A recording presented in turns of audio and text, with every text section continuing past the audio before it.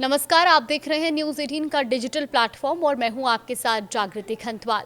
भारत में त्योहारों के मौसम शुरू होने के पहले ही चीनी की बढ़ती कीमतों से जायका कड़वा हो रहा है।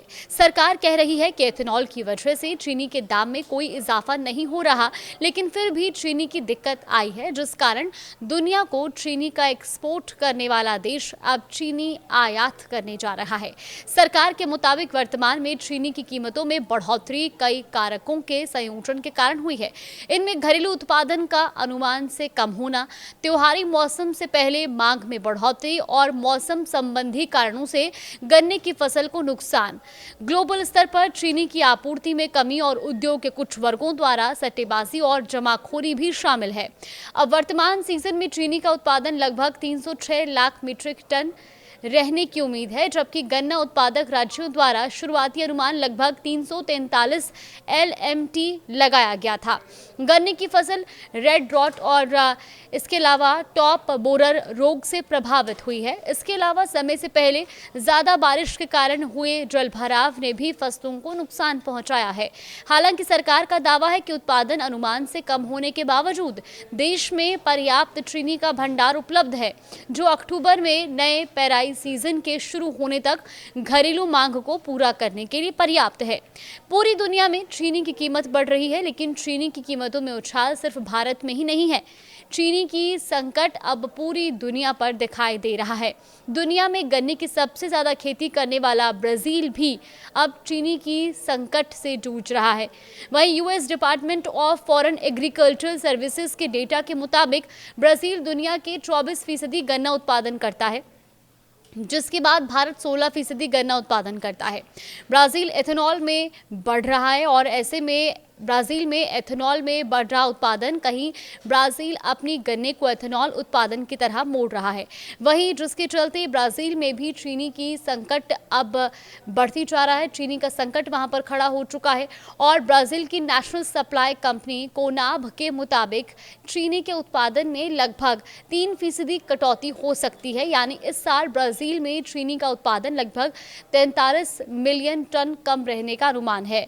वहीं दूसरी वजह अल नीनो को लेकर भी है, जिसकी वजह से ब्राजील के मध्य और दक्षिणी हिस्से में बरसात में देरी और तापमान में बढ़ोतरी की वजह से गन्ने के उत्पादन पर असर पड़ा है। यानी पूरी दुनिया को चीनी निर्यात करने वाला ब्राजील किसानों का एथेनॉल की ओर रुख करना वर्ल्ड शुगर सप्लाई चेन को प्रभावित कर रहा है। मौसम बिगाड़ रहा है, खासतौर पर खेल। जी हाँ, देखिए, बाकी देशों की अगर हम बात करें तो मौसम की वजह से चीनी की कीमतों में उछाल आने की संभावना है। वेलोर इंटरनेशनल की रिपोर्ट के मुताबिक इस साल सक्रिय अल नीनो के चलते चीनी उत्पादन वाले क्षेत्रों में नकारात्मक प्रभाव डाल रहा है।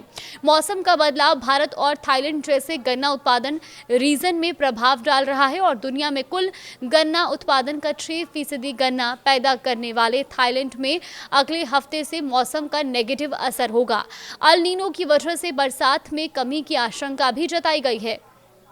अमेरिकी कमोडिटी बाजार के मुताबिक अमेरिकी चीनी वायदा कीमतें 17 सेंट प्रति पाउंड से ऊपर कारोबार कर रही हैं और मई 2025 के बाद के अपने उच्चतम स्तर के करीब बनी हुई हैं।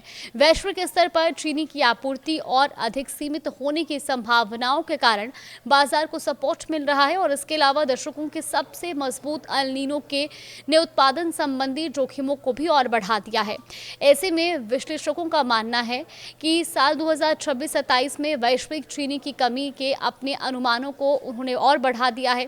गन्ने और चुकंदर की कम बुवाई के कारण 2026 के बाद अब 2027-28 में ये कमी और भी बढ़ने की संभावना है।